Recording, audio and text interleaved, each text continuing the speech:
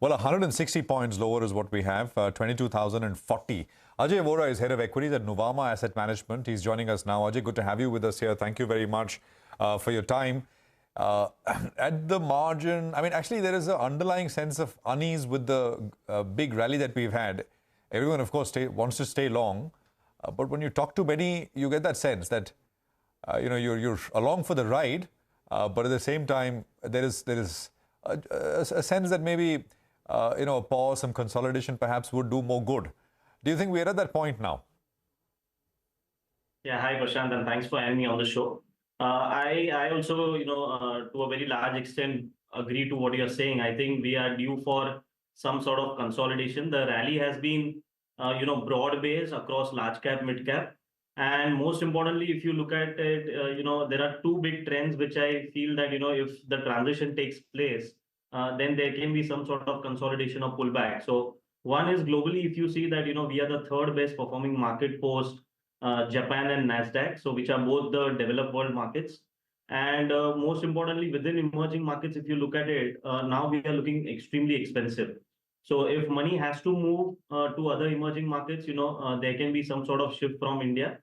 And then if you look at local markets, meaning our markets, Indian markets over here, if you look at the high quality are looking now, reasonably priced, I would say, in terms of the time correction which they have gone through, and also if the earnings continue to be positive, meaning in terms of strong growth, then the large mid cap kind of names, the kind of rally which they have seen over last maybe I would say 3 to 6 months, they are looking a little more expensive versus the quality large cap names.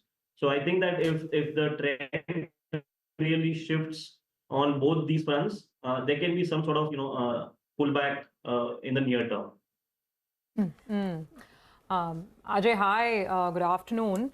Just give us a sense on where we stand at the end of the quarterly report card, because I was going through the report that you folks had put out just a couple of days back, where one of the trends that was highlighted was that the EBITDA line, I mean, the growth at the EBITDA line now seems to be converging with the kind of growth that we were getting at the top line. Basically, whether we'll keep getting as much a margin kicker in earnings as we were getting in the first half of the year. And I mean, the note here says that this perhaps could pose some sort of a risk to the 15% growth expectation for next year.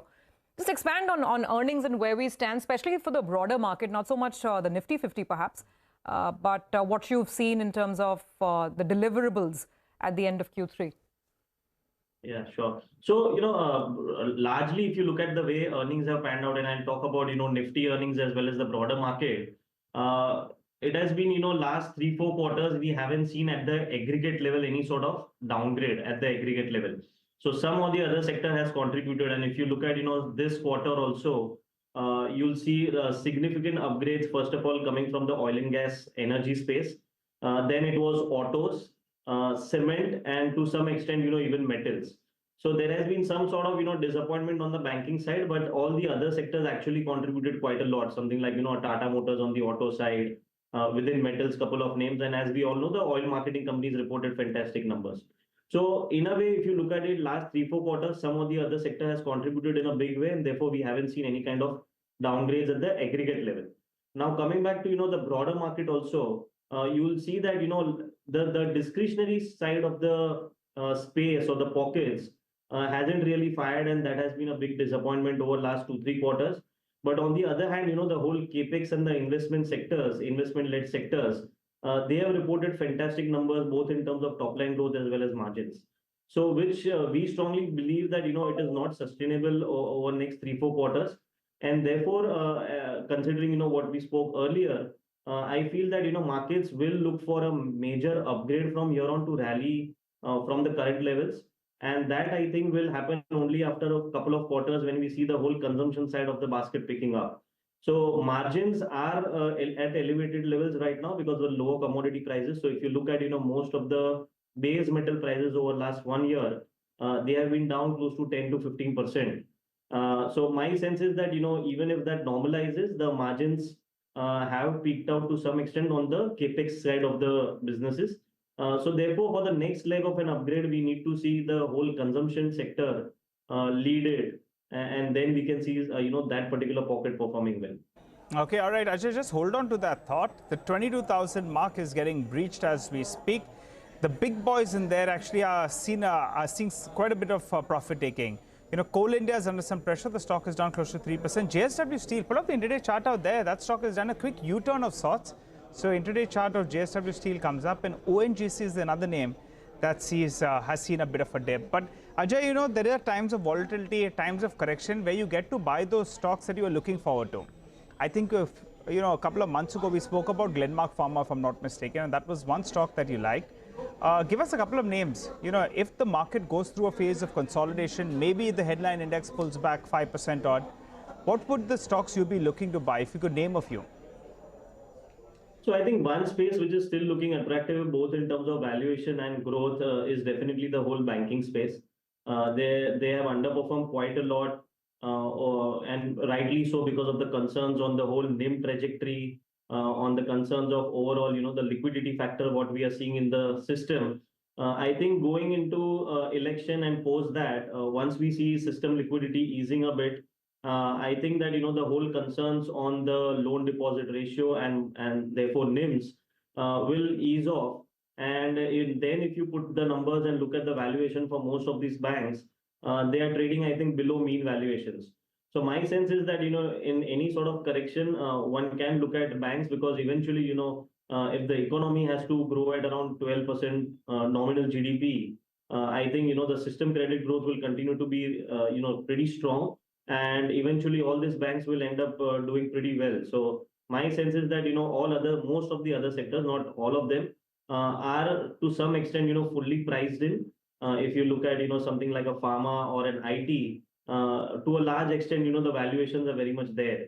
But banking is still one space where the valuations are looking pretty reasonable, and it has underperformed quite a lot, I think, over last 1 or 2 years. So you're comfortable with banks.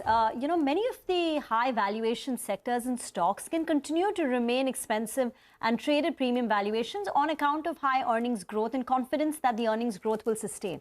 Where is it that you're uncomfortable right now and you will not hold it or recommend holding it in your portfolio, where the valuation is not justified?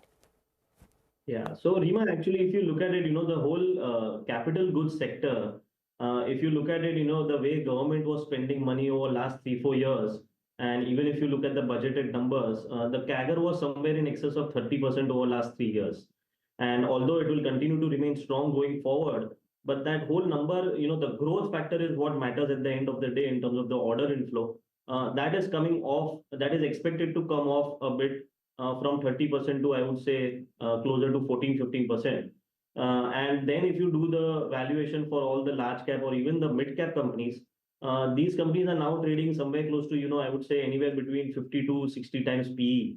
So I think that, some sort of adjustment either in terms of price or, time is needed for that particular space. And therefore, I think that, we are not buyers at current levels into that space. Ajay, we were just having this debate with our previous guest on oil marketing companies. I'm just taking that as an example because that was the last leg of the PSU rally, right? We've had railways, we had defense, and then you had the market latching onto OMCs. Do you think this is just an extension of the PSU frenzy, or is there real merit in continuing to expect elevated refining margins and elevated marketing margins for these OMC names? So, Surbi, I think that, I was on your show a couple of months back, and we were extremely positive, and we were fortunately pretty early in identifying that trend.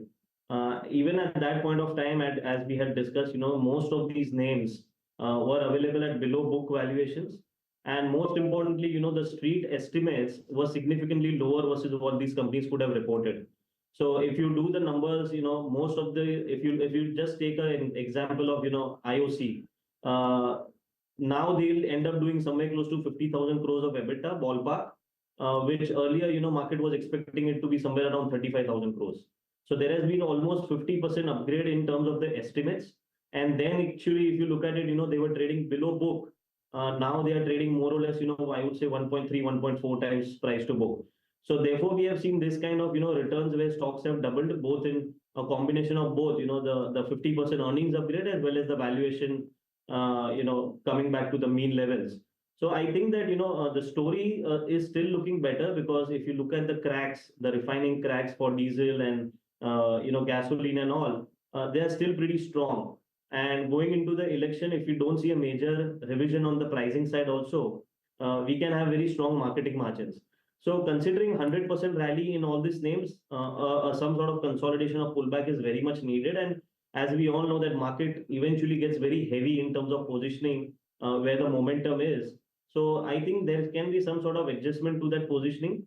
But if the cracks and the marketing margins stay healthy, I think the stocks are still looking, we are still positive in any sort of correction in these names.